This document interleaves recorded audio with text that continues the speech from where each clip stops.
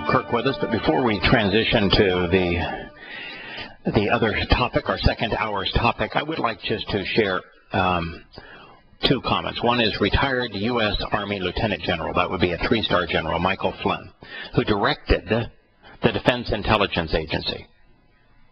So, Bob, he would have some credentials. Since you seem to be a credential sort of a guy, Bob, he would have credentials.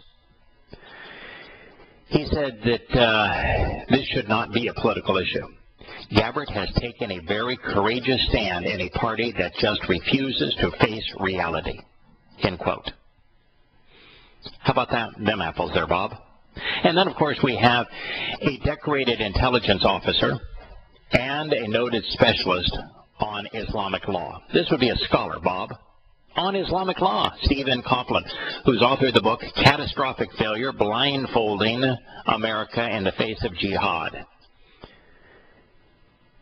He added that Representative Gabbard is correct as a matter of history, and she is correct as a matter of current events, and she is correct from the perspective of published Islamic law. And may I add, as a scholar of Islam, as an expert in Islam, she is correct from the perspective of Muhammad's words, Muhammad's deeds, Muhammad's hadith, and Muhammad's Quran. But being correct, I guess, no longer matters, does it, Kirk? In fact, I can't imagine Bob wants to engage in a debate with you. What could his rebuttal be? Yeah. I could quote 1,000 passages from the Quran and Hadith where Muhammad was acting in this exact same way that we witnessed the Islamic State decapitating people, kidnapping them, ransoming them, robbing them, raping little girls. And what would he have to say to any of that? Oh well, you're not an Islamic scholar, so how could you know more than the President of the United States? Well, he could talk ad hominem argument, is that all he's got? He can talk to IQ. Yeah, he can talk to IQ. Oh wow, we're now so amok in political correctness that lies have to be accepted. And if you're unwilling to accept the lie, then you are destroyed. You are discredited in the media for an unwillingness to embrace and articulate the same lie that is destroying everyone else. That seems to be the size of it. Yeah, we get into religious lies too. You look at Christianity. Paul lied. Christians choose to believe Paul over God. And when you tell them that Paul lied, which is obvious, it's irrefutable, it's undeniable, that his lies are so ubiquitous that you have to either be ignorant or irrational to believe Paul and not accept the truth regarding him. And yet, what do? They come out slinging, attacking you for telling them the truth. God forbid that somebody would tell them the truth. Yeah, kill the messenger. Right. In fact, they will say that the person who is speaking on behalf of Yahweh, who happens to be God, who is exposing the lie that is destroying their souls, that person is satanic. That's how twisted they are. I've heard that. People will pray for you, though.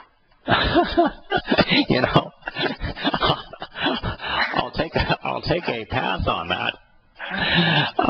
We were at the last statement in Yahowah 3, and we should probably cover it. And then, if you wouldn't mind, I'd like to return, unless you've got some thoughts on this, to return to what we were discussing on our Shabbat program on Yahowah Radio on Friday, which is translating a really powerful message, a really interesting blessing that is found in the heart of the Torah.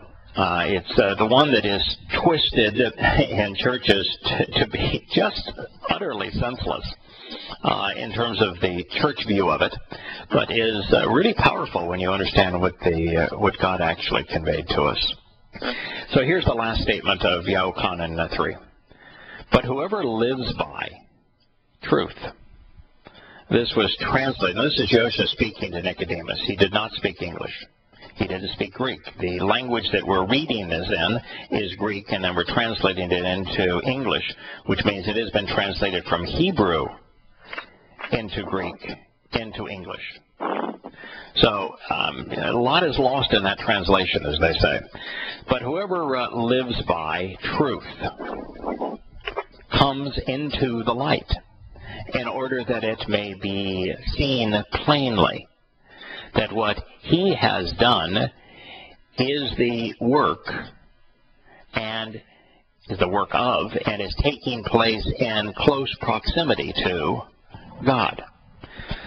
So if you come into the light, you will recognize that the work now this is he speaking of himself as the Son of God, the work he is doing. Is there a Hebrew term that speaks of the work of God? It begins with the Hebrew word for work, which is maseh. Let me get work here.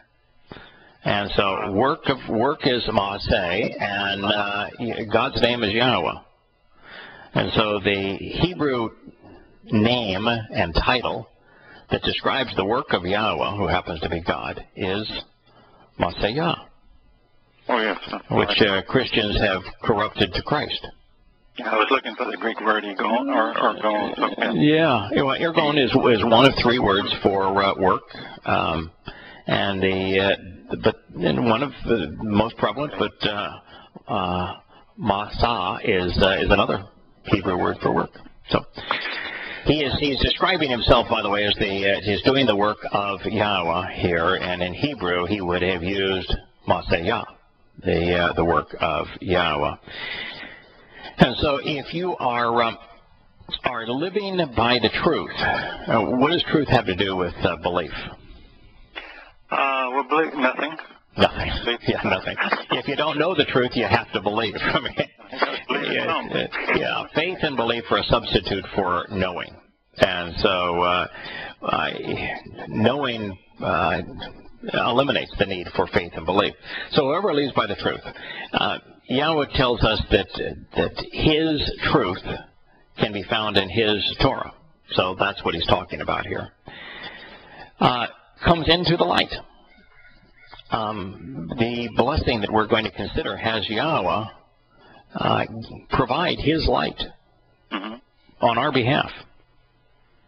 So you come into the light. It's actually here the light. While Yahshua is a manifestation of the light of Yahweh, twice set apart, who is the primary manifestation of the light of Yahweh?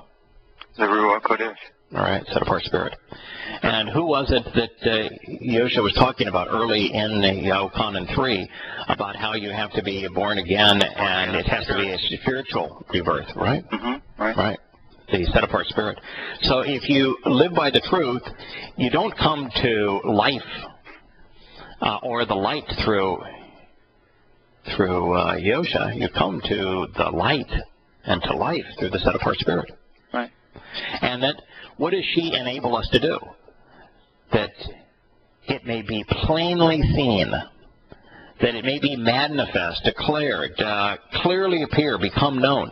You know, when you study the Torah, you come to know the set-apart spirit as our spiritual mother, very plainly presented, clearly known. Right.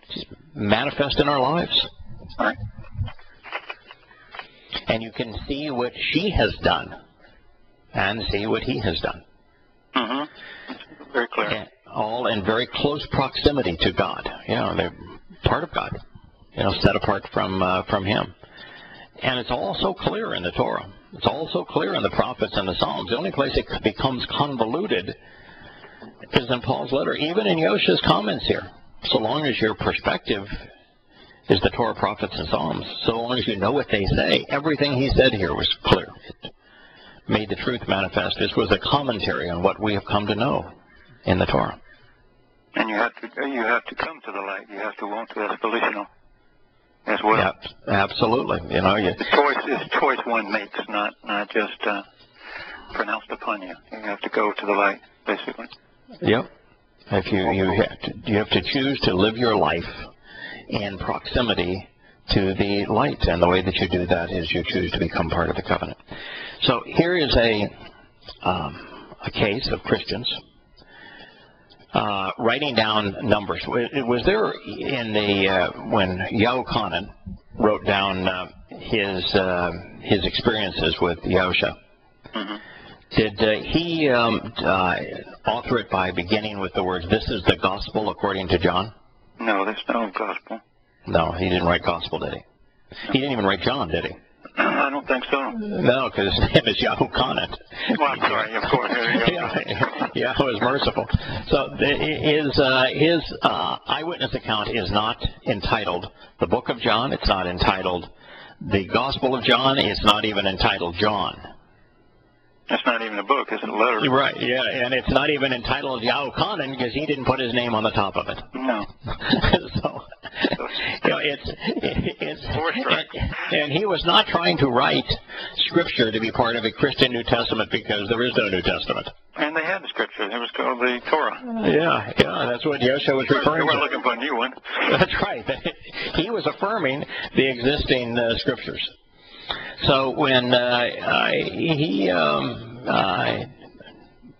took the time to share what Yahusha was saying, do you think that he saw Yahusha establishing a new religion with a new covenant, with a New Testament that was in opposition to the Torah? Or do you think Yahowah said, I'm going to share this conversation because Yahusha shared it with me, and I'm going to share it because this is consistent with who he was and what he had to say?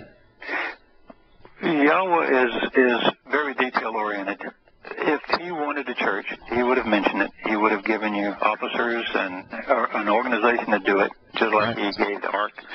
Yeah. Look at the Ark of the Covenant. Look at the tent of the tabernacle, the way that he described it in great detail, and then told the Loi, I'm assigning you to manage this and officiate regarding this, and here's how I want you to do it. He went on and on and on about the covenant, the Ark of the Covenant, the tent of the witness, the tabernacle, his temple, and the Loi's role with regard to all of these things.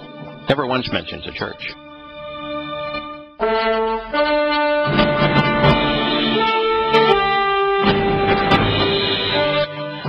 You stumbled onto something that is really interesting.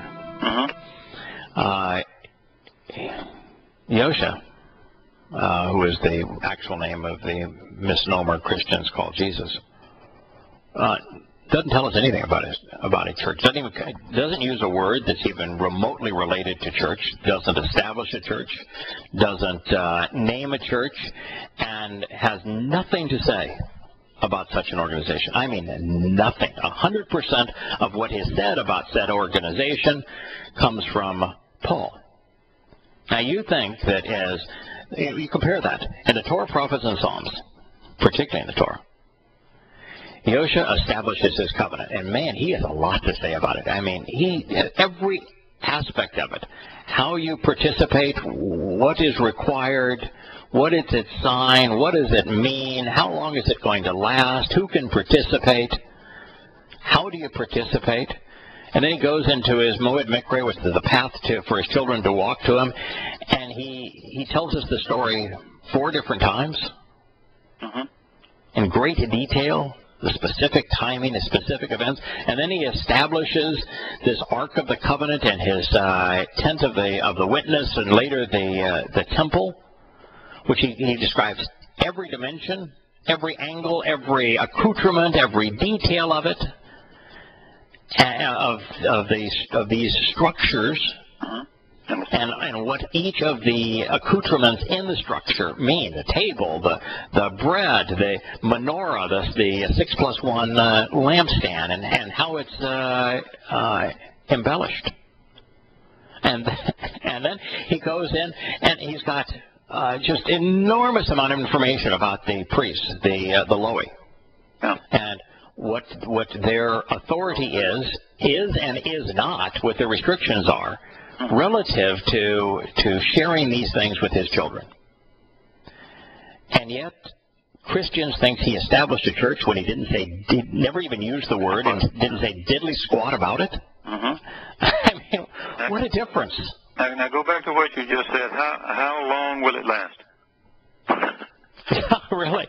He never say. He said the covenant is going to last forever, and he didn't even mention a church. So where does the church fit in? Yeah, it is profound. And by the way, for those who are listening, say, "Oh yeah," he said, upon this this rock, I'm going to build my church. Church? No, he didn't say that. No, he didn't. No, first of all, he was speaking Hebrew, not English. And the Greek translation of what he said in Hebrew is called out. Well, what's the Hebrew word for called out? Mikre. Yeah. Kar. It's kara is the verb. And then mikre is the title, and the only title that's based on that verb. It means invitations to be called out and to meet. Right. That's what mikre means. The only title based upon that verb. He's using the term mikre as a noun, as a title, as a proper noun even. And he's referring to the very heart of his Torah, which is the mikre, which are the 7 invitations to meet with him annually, where he invites us to attend Passover. He became the Passover lamb. Where he invites us to attend matzah, where he himself became the matzah sacrifice to unyeast our souls of sin. Where he himself became the first of the firstborn children on Bekurim, where the set-apart spirit fulfilled 7 Shabbat, Shavuah, right on time, right in year 4000 Yah, right on the right date. He himself is the living embodiment of these things, and he's saying that his recognition that he is the work of Yahweh doing these things is what he is building his mikre upon. And it was translated into Greek as ecclesia, which is the closest Greek word to mikre, called out. And then they just say it means something else. And there is no correlation whatsoever between ecclesia, called out, and the Christian church. There's no linguistic transliteration. There is no translation. Church is based entirely on the name of the Germanic, Teutonic sun goddess, Church, who was the daughter of Helios. Well, let's do a little comparison. We were talking the other day about one of your emails, and I was thinking about the old Southern Baptist Church, because for a little while I went to that as well when I was in college. And to be in the South and not go to the Southern Baptist Church is to be a scoundrel. They pray for us Presbyterians, so that maybe we'll come into the light eventually. Yes. But if you look at that structure, and I can only speak to my knowledge of it, you've got the whole thing is to produce a product that becomes religious. And, well, we're about to go to commercial. Yeah, every aspect of it, of their teaching, is to ingratiate people in these this religious culture. It has nothing to do with the truth. We'll be back.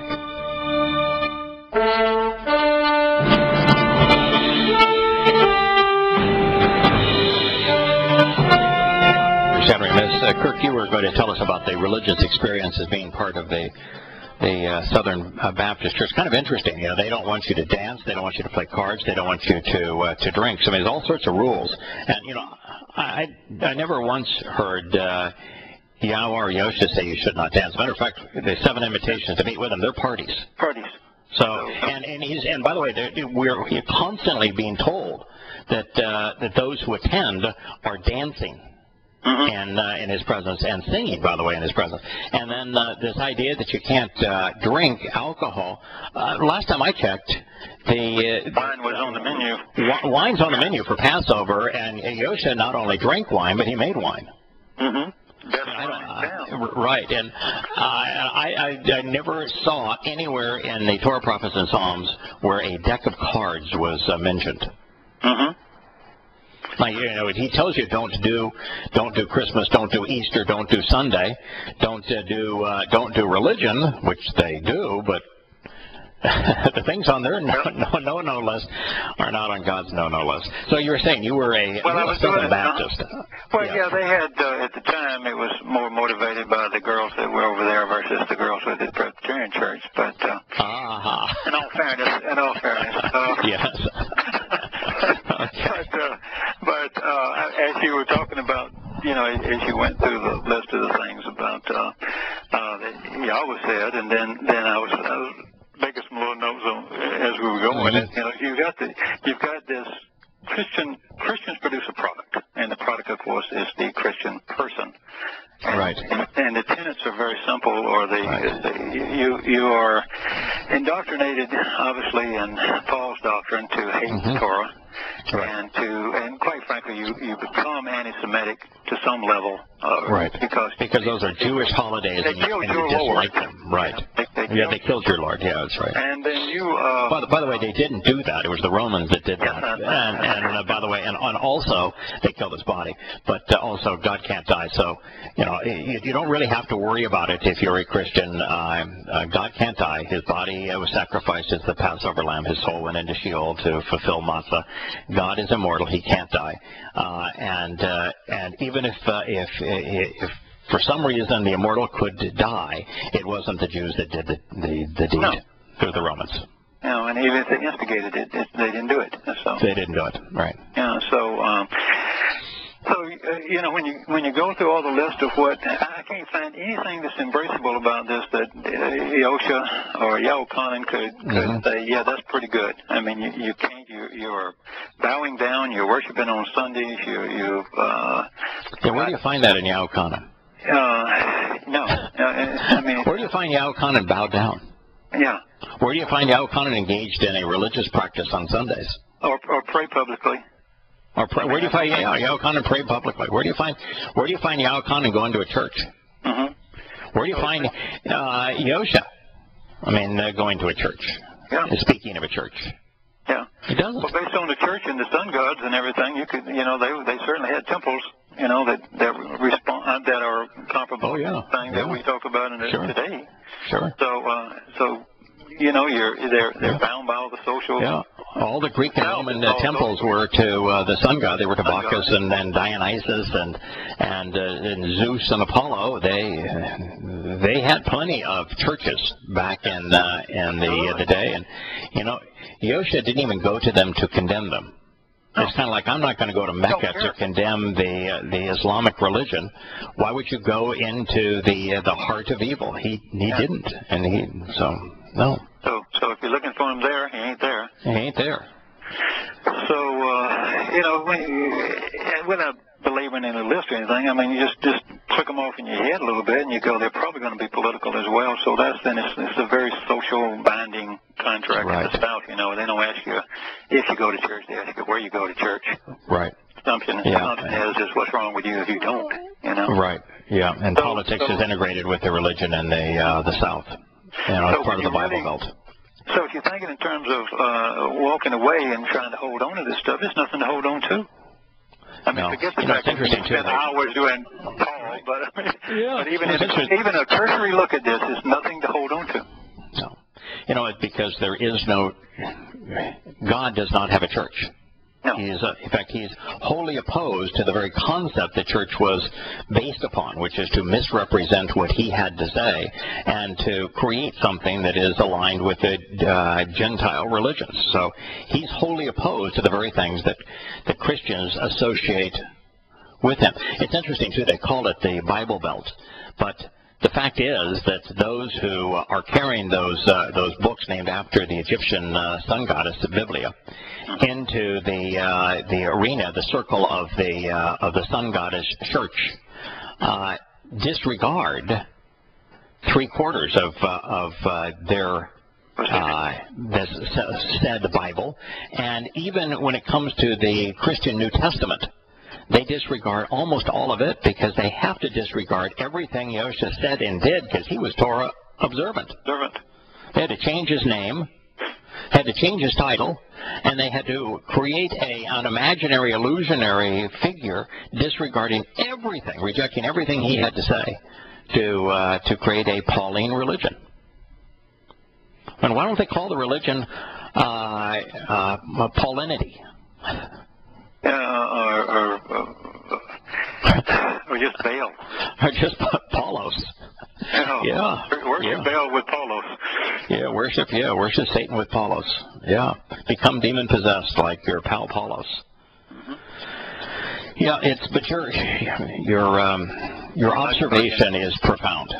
That Yahweh is meticulous, describing every aspect of his tabernacle, every aspect of his tent of the witness, every aspect of the Ark of the Covenant, every aspect of the relationship between the Ark of the Covenant and the Torah, every aspect of the role that the ministers, the priests, who would be Loe, would play as it relates to his invitations to meet his mikre.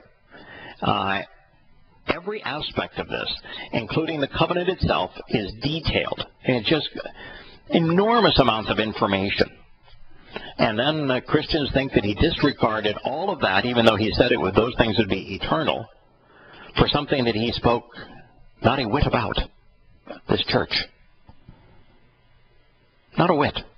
Yeah, then you throw in no jot, no tittle.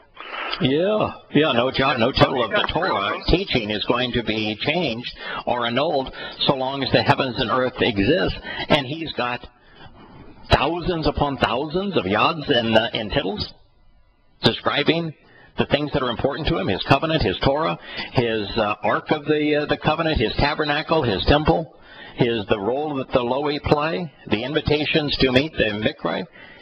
He's got thousands upon thousands upon thousands of yods and tittles, Hebrew letters describing them. And he says that not a single one of them is going to be annulled so long as the heavens and earth exist. And he doesn't say one word about a Christian church. Never uses the word Christian, never uses the word church or anything even remotely akin to either of them. Wow. And yet, 3 billion people have aligned themselves with a religion that uses this fictitious name, that don't even know the name of the individual they claim that it's based on, don't even know that he was wholly opposed to it, that he had no association with it. People are pretty easy to fool, aren't they? Apparently they must want to be. I mean, I didn't want to be. It took me a while. It took me a long while. Yeah, indoctrination culture is a very pervasive thing because it comes at you from all directions. Your parents, your friends, your bosses, your subordinates, the religious community, the political community, the whoever the media is in your environment. It comes at you from all angles and from everything your society is designed to condition. You know, from patriotism to politics. Yeah, well, that's what I said. You know, and it's also probably heavily political in every church too. They have to take a stand one way or the other. They may be liberal, they may be conservative, but the political slant of the group is. Most every church takes a political stand. Mm-hmm. Sure, that's correct. And you know, as you said, in the South in America, you weren't asked if you went to church, but what church you went to. It's society's influence is pervasive, and it's pervasive through academia as well. And that's why Yosha says you've got to walk away. If you're not willing to walk away and disassociate from that, then you can't engage in his covenant because you're so corrupted, your perspective is so altered, your attitude is so inverted that there's no way in the world you're going to understand what he has to say, or you're going to like what he has to say, particularly since what he has to say is in his Torah, and you're being conditioned to hate it. Yeah. How do you deal with that? How do you deal with that? How do you deal with that? You know, you've been told by your religion through Paul that the Torah has been annulled and that it was mean-spirited and that it enslaved and that it condemned and that it could not save. And yet, according to Yahweh, it's the only means to salvation. Through relationship, through knowing who he actually is, and you've been indoctrinated into despising the only invitation that exists in the world, know Yahweh, to engage in a relationship with Him, and to be saved by Him. So how do you overcome that?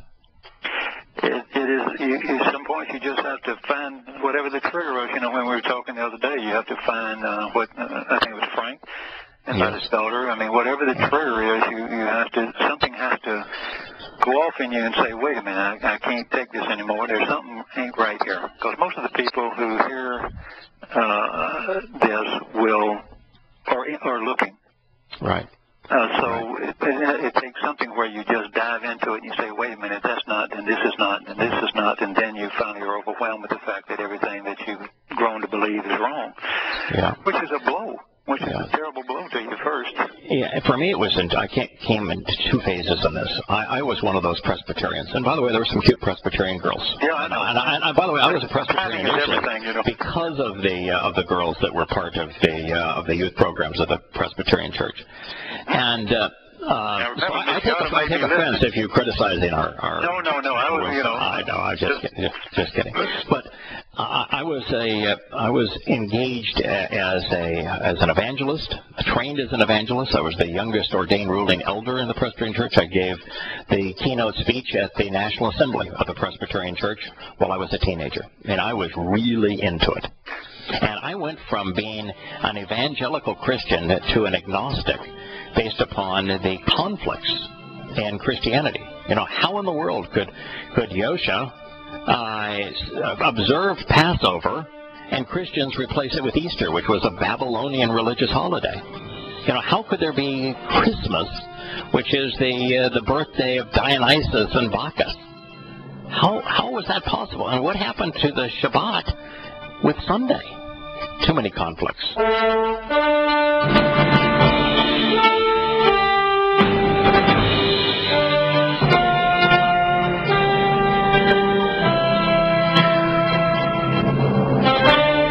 Welcome back to Shattering Myths. Kirk, I think there's been two very profound aspects of what you've shared with us today. The first is that Yahweh is meticulous about the everlasting nature of His covenant, of His Torah, of His invitations to be called out and meet His mikveh, of His tabernacle, of His temple, of His name, of everything associated with the covenant relationship. And He provides enormous amount of detail as to how it should be understood, what it means, and how it applies, and right down to the accoutrements and the dimensions. Mm-hmm. And He doesn't say squat about this thing called the Christian church. Never once utters the word Christian, never utters the word church, and never says anything about either. Ever. No. That's in fact, he writes a lot about the aspects, you know, that can be identified as the church. So. Right. I mean, there is no church. In negative terms, yeah. God has absolutely nothing to do with an institution called church or a religion called Christianity. Nothing. There is no association. In fact, God is hostile to both. Now, the second aspect is the idea is that when you're conditioned to disregard the Torah because you think your religion has replaced it, that you have a New Testament that replaced the Old Testament, and that you have the gospel of grace that has solved the horrible problem associated with that terrible Torah, mm-hmm. How in the world are you going to be open to what the Torah teaches? That was the plan. Yes, to have you not open to that. Yeah. Yeah. So what I found in my case was that it was this whole list of things in Christianity that were just too big a conflict, like the Trinity. I recognized the Trinity was purely Babylonian, and that God said He's one. So, and I recognized that God wrote His name in His Torah, prophets, and Psalms, and I knew that He used the term Baal, Lord, to describe Satan. So I went from Christian to agnostic. Mm-hmm. And then, as an agnostic, I had a reason to open the prophets, and I was dealing with probability and prophecy from a probability point of view, just to see, you know, whether or not we can trust what's in the prophets. And I was using it as a comparison to Islam, where there isn't a single accurate prophecy. And I was dealing with one that said that when he sins, I shall not spare the rod. And it was supposed to be prophetic of Yosha from the line of David, and it says when he sins. And when came from the Hebrew word asher, which doesn't mean when. No, associate. Mm-hmm. Yes, to associate. And I said, well, boy, if these translations can butcher a word to the point that it nullifies the prophecy, what else has been misconveyed? And it was this very act of questioning English Bible translations that led me to the truth. That's kind of an interesting trigger, isn't it? It most certainly is. I mean, the prophets usually do that. And I had already put that together. That, you know, because of the priests who lay their hands on the thing and transfer the sins to the, so at least that way, you know, to the lamb. So that to me made so you made the connection between Yosha and the Passover lamb. Yeah. Right. So he would become sin, you know, as opposed to he sins. But once you're in it, and so you get condemned. Right. Yeah, it's very much like the high priest laying hands on Yosha, transferring the religious sin of the high priest onto him. Yeah. And rent his garment, and you know. Mm-hmm. Rips his ripping the garment was in rabbinic Judaism is the symbol of blasphemy, of belittling the name of Yahweh, and the only way you can belittle the name of Yahweh is not to say it. So they're living in blasphemy. They made it a crime to say his name, which is the ultimate way to belittle it. Throw out one more Christian argument, and then you can probably put the Baptists to bed.